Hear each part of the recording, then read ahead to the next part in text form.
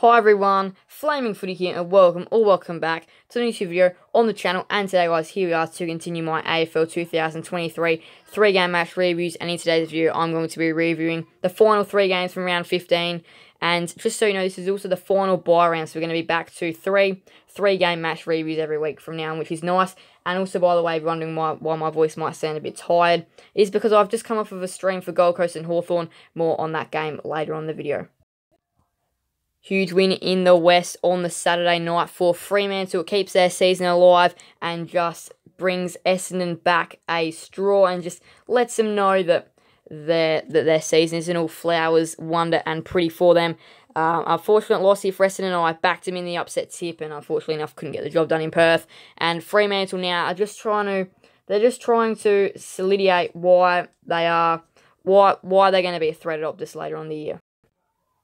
They've got some very winnable games in Perth. They play Brisbane. They play Port Adelaide. They've got the Derby. They've got some very winnable games and can still make finals for sure. They'd have to win a couple of those upset games, for example, against Port Adelaide or against Brisbane, etc., etc. But look, they still do have some winnable games throughout the year at Optus and away from home, for that matter of fact. But this is a big one that they had to win. They win it comfortably by 32 points as well, giving Essendon a pretty comfortable beating. And first quarter, all Essendon, despite the Dockers actually being up, they're a poor first quarter side. They're up at quarter time. So there was almost a question there.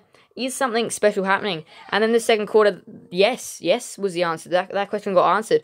4 goals to 3. So it was quite a interesting quarter, but they still did build out their lead.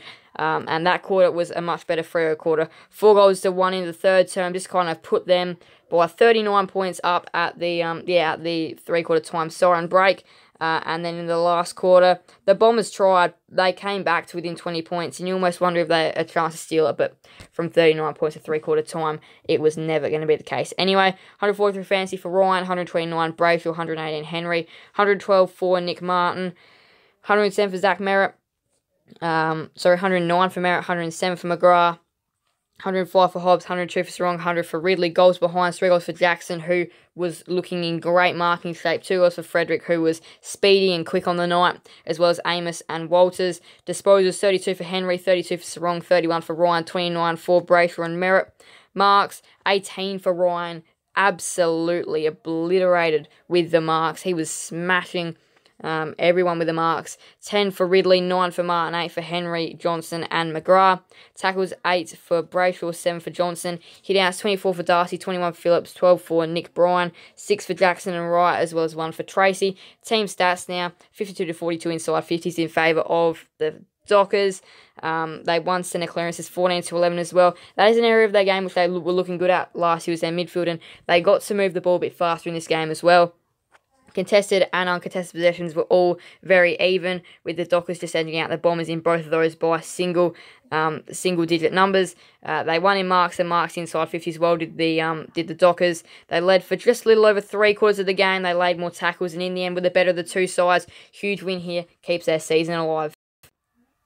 First game, Sunday, was a brilliant game between Collingwood and Adelaide at the MCG, or earlier today at the MCG. Collingwood 12-10-82 defeated Adelaide 11-14-80. Collingwood win by 2. The Crows, after a performance like today, which I'll be running through in just a moment, it looks like they could potentially be playing finals football, matching it with one of the best, and an MCG record which isn't in the greatest of favours at the moment for them either. Got a little bit better. Again, though, a win is a win and a loss is a loss, but it was a very good and valuable effort from them. And again, you'll think they'll probably beat some sides, but they still need to beat one of Port Adelaide, Melbourne or Essendon to make finals, you'd be thinking, and have a healthy percentage by the end of the year. However, this was a much better performance than what I expected. And yeah, Collingwood, they were the better team the first quarter. Adelaide owned the first half of the quarter. Collingwood owned the second half of the quarter.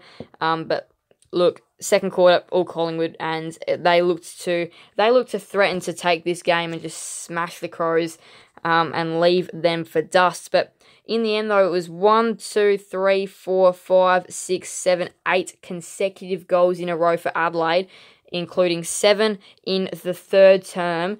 Was just absolutely huge and put them up by about as much as like 14 or something like that. And that was crazy. And then the last quarter, they had the lead for half, but in the end, a couple of little late Collingwood goals and 5-2 in the quarter just was enough to see Collingwood over the line. They were the better of the sides with Collingwood, but Jordan Dawson, his 100th game was great.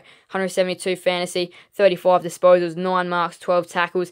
He was huge. Nick Dacos was one of the reasons why Collingwood won the game. 120 fantasy, 111 for Laird, 109 for Mitchell, 106 for Dacos and Cameron, 100 for Rankin. Goals behinds now, up to the top we go. 5 goals for Walker.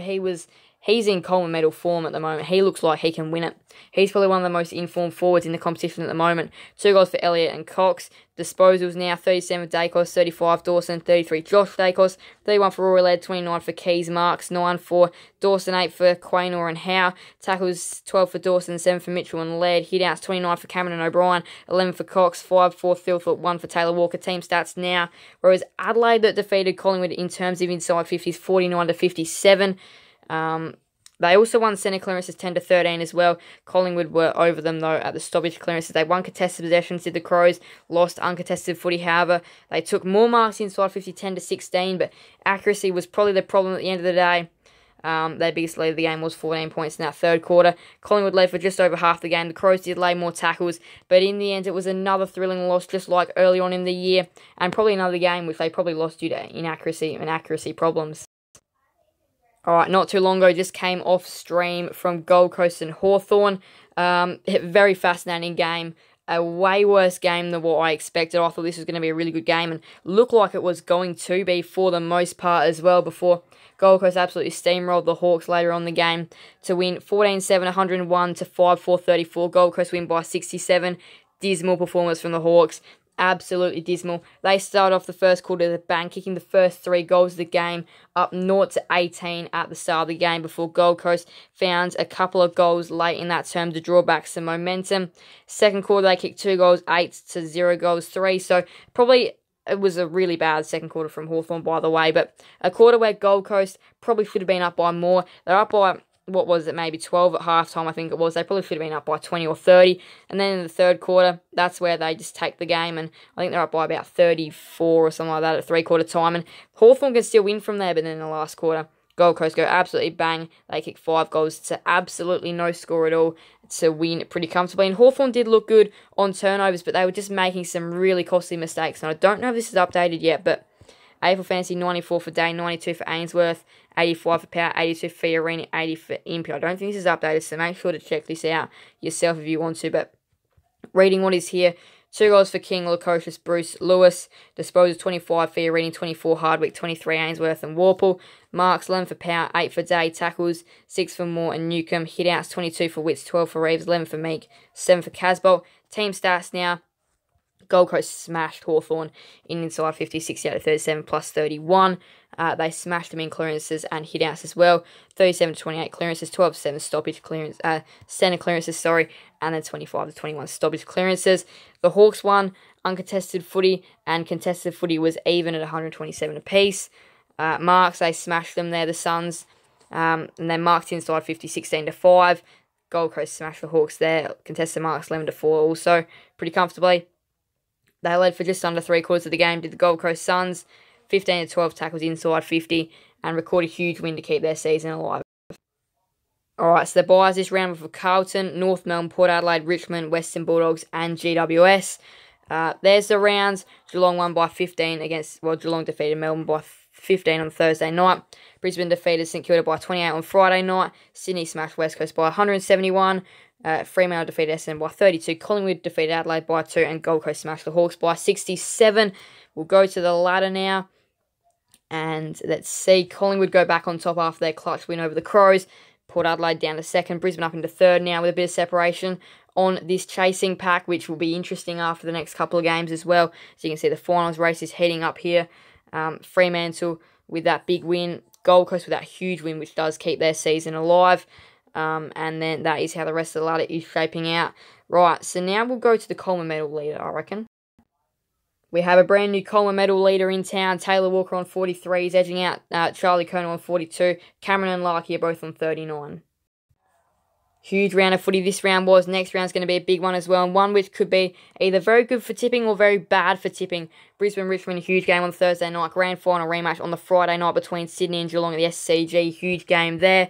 Adelaide and North Melbourne is the first game on the Saturday. Also along with Western Bulldogs and Fremantle at Marvel Stadium. That's a big game. The Dogs Dockers and the Crows North is also going to be big for the Crows season, but probably Dogs Dockers is the pick of the two, as which one is bigger. Gold Coast and Collingwood, huge twilight game at Heritage Bank Stadium. Essendon, Port Adelaide, the MCG on the Saturday night is going to be a big game as well. Hawthorn and Carlton, first game Sunday, that should be a good game. Although Hawthorn didn't put up a great fight, but back at the MCG, you think they'll do better. Melbourne and GWS is a Channel 7 game at Traeger Park. And then West Coast and St Kilda in Perth is the final game of round 16. 3 crazy games, this 3-game match reviews. Thank you guys for so much watching. Please do make sure to leave a like and subscribe and hit that notification bell. See you guys in the next video on the channel. Thank you guys for so much. Bye everyone. Flaming Footy out.